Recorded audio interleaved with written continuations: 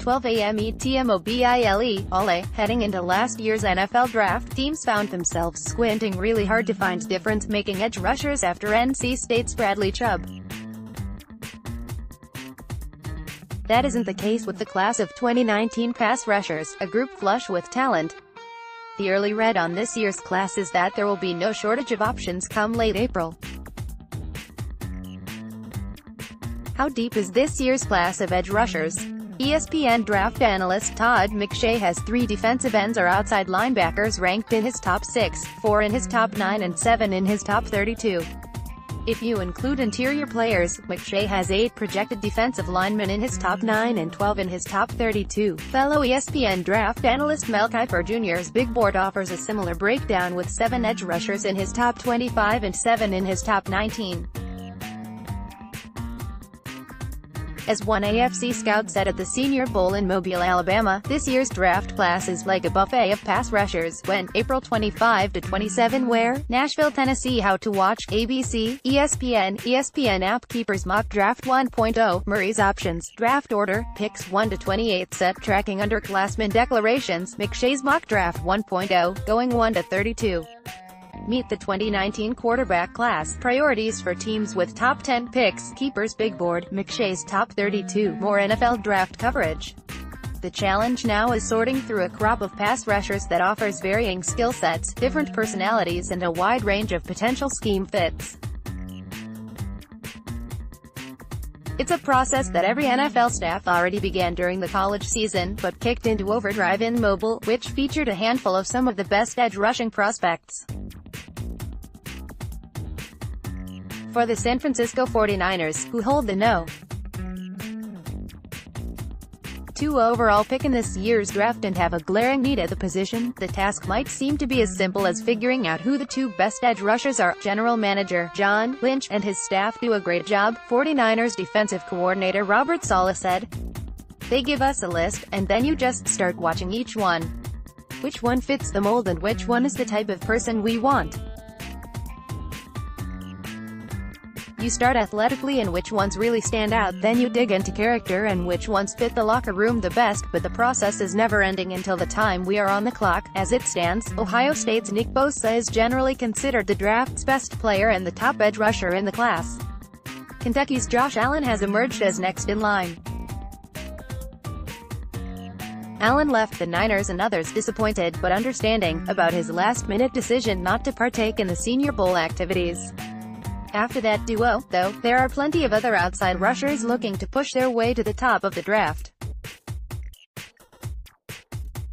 Underclassmen such as Florida State's Brian Burns and Florida's Jachai Polite weren't in Mobile, but Mississippi State's Montez Sweat, Old Dominion's O'Shea Nexamines, Louisiana Tech's Jalen Ferguson and Boston College's Zach Allen were. From that group, nobody did more to boost his stock than Sweat, who had a dominant week of practices on the heels of a breakout season in which he posted 11.5 sacks, 14 tackles for loss and 7 quarterback hurries. Sweat was something of a curiosity entering last season, but is still just scratching the surface of his potential. During the week, Sweat impressed scouts with better-than-expected strength and as advertised quickness off the edge. Although he didn't find much time to visit with media, his Bulldogs teammate Jonathan Abram did. Abram, who is considered an early-round prospect at safety, said the light went on for Sweat in 2017 after he got his first sack and then he began working to add more to his game by forcing turnovers. "I'm glad he came out here," Abram said. "He's got a chance to separate himself. A lot of guys, the media ranks a lot of guys high.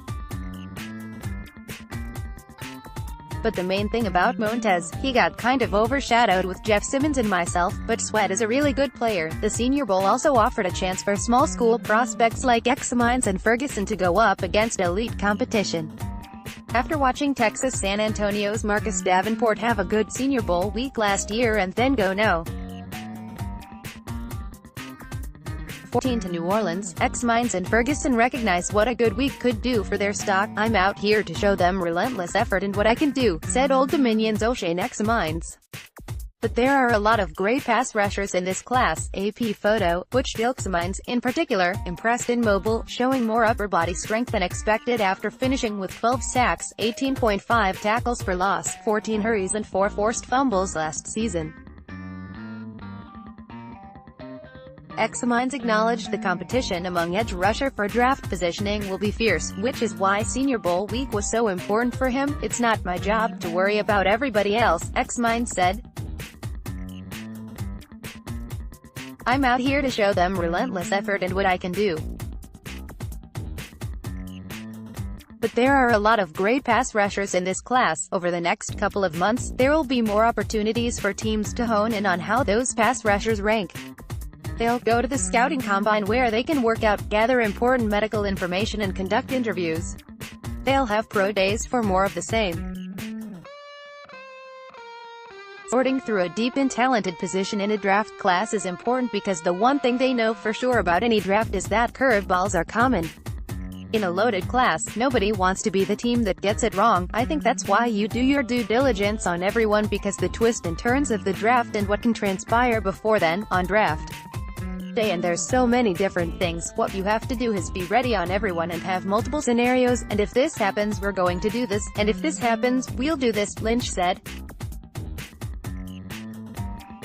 The first part of that is just the evaluation.